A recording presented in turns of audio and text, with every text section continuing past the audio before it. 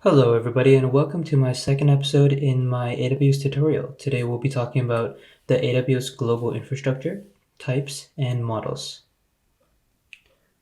So now we get to learn about AWS's global infrastructure. You get to connect to AWS using edge locations. Edge locations are around the world in small dots like these pink dots over here, and there are hundreds around the world. What you get to do is you as this white dot over here, you get to connect to AWS by connecting to your nearest edge location. So essentially, you're over here and you get to connect to AWS through an edge location. So an edge location right here.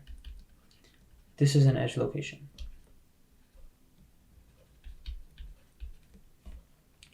Now this edge location will connect you to an AWS availability zone. Availability zones are inside regions. If I were to draw a region over here, for example, the North Virginia region, it has three availability zones, for example. Each box is an availability zone, so an AZ, and this edge location will connect you to one of these availability zones. So this one or this one or this one. Each availability zone is connected to each other and maintains that everyone has the right data. So you don't have to worry about one availability zone going out. You can just be quickly routed to the next availability zone. So what you learned is there's a region, and regions are around the world, maybe 3 or 4 in each continent. There are availability zones, so availability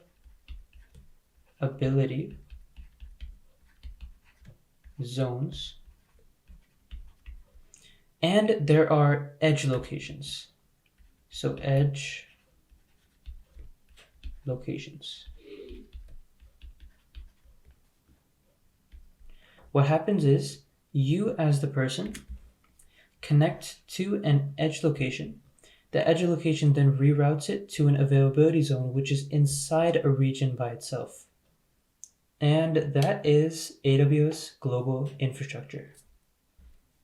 Now, like every good business, AWS provides many different types of cloud, which can seem a bit confusing, but hear me out. So there's 3 different clouds that you can pick from. The first one, and the easiest one that most people would like, is the public cloud. The public cloud is cheap, reliable, and really is enough for most people. Whenever you want to connect to AWS, you're mostly using the public cloud.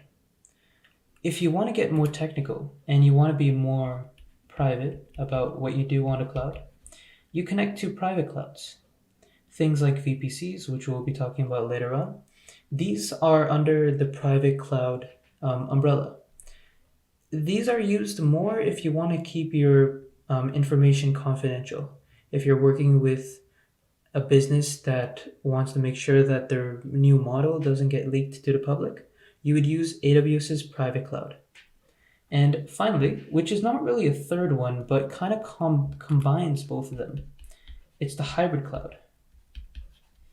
And the hybrid cloud combines both the public and the private cloud into one.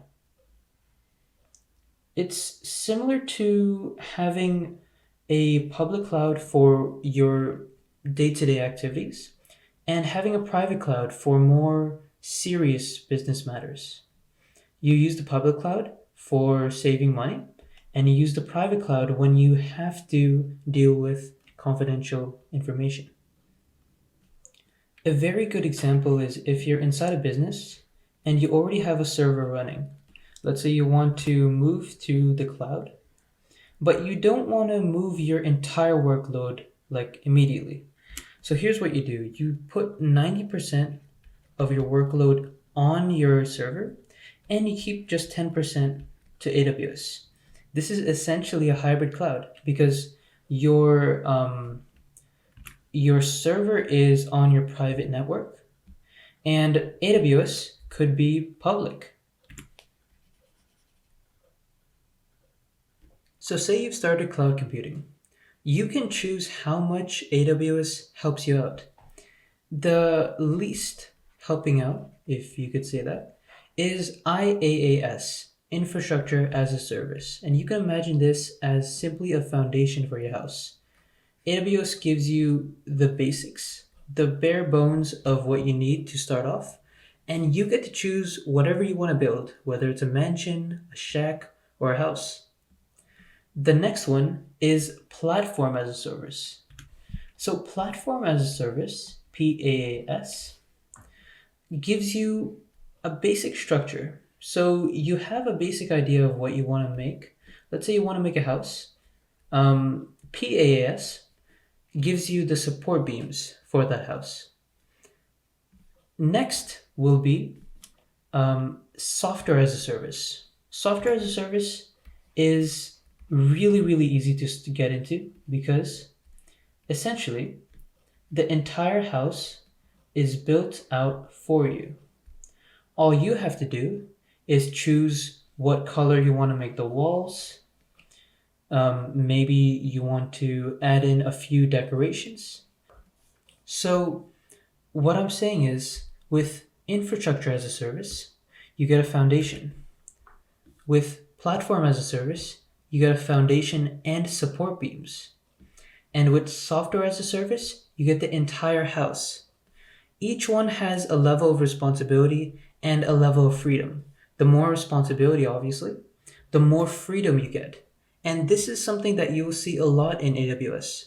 There are certain services in AWS that follow the IaaS model, where you have lots of responsibility and also lots of freedom.